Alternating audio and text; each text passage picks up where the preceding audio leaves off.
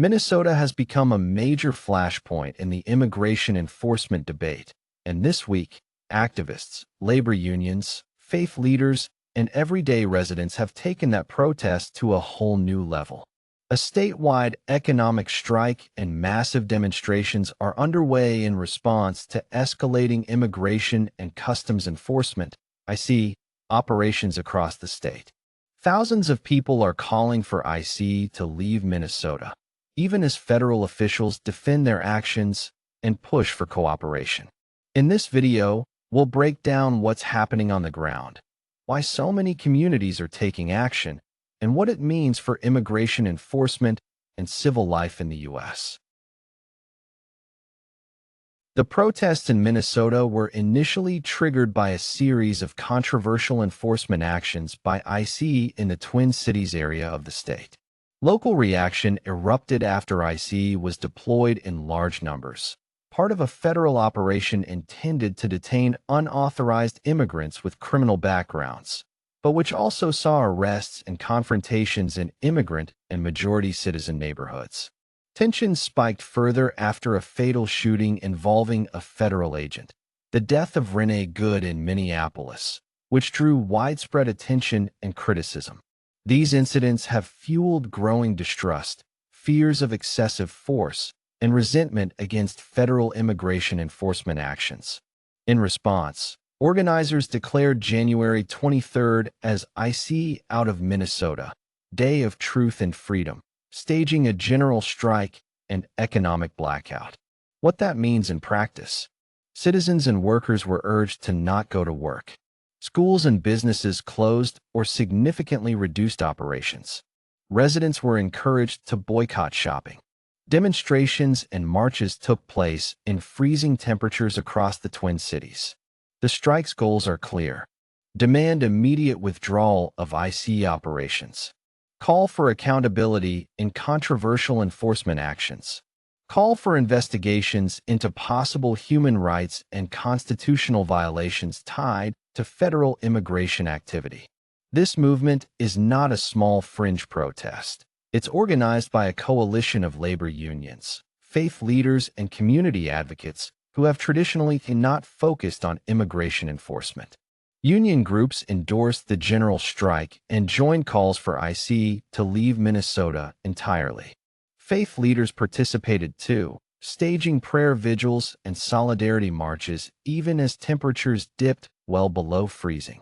Support also came from institutions that closed their doors in solidarity, including cultural institutions and local landmarks, reflecting how deep the opposition has grown. Protest actions have not been limited to marches and strikes. On January 23rd, demonstrators also gathered at the Minneapolis-St. Paul International Airport, where dozens of clergy leaders and protesters were reported arrested as they opposed ICE operations, underscoring how widespread and disruptive the anger has become. There have also been notable arrests of civil rights advocates during protests, including at a church service where activists challenged what they saw as federal enforcement overreach. These high-profile incidents show how the conflict between local advocates and federal agents has spilled from the streets into legal and institutional realms. Amid growing unrest, U.S. Vice President J.D. Vance traveled to Minnesota to publicly defend the federal enforcement effort, arguing that local cooperation with federal law enforcement would reduce tensions. Vance suggested that part of the unrest stems from what he described as local resistance to immigration enforcement, claiming that better cooperation by state and local officials could help target dangerous offenders more safely. These remarks were criticized by state and local leaders, who have called for ICE's withdrawal and condemned what they describe as a heavy-handed federal presence. What's striking is the growing effect these events are having on everyday life in Minnesota. Businesses, especially small, immigrant community-oriented establishments, have closed or limited hours due to fear of raids and economic disruption. Schools adjusted learning models, and families reported heightened fear about everyday activities. Community support networks, including free warming centers and resource distribution points, have emerged to support families affected by the enforcement and backlash. This has turned what might have been an immigration enforcement story into a broader community crisis affecting citizens and immigrants alike. Protesters and organizers aren't offering vague complaints. They have specific demands. ICE must leave Minnesota immediately. The ICE officer involved in the fatal shooting of Renee Good should be held legally accountable.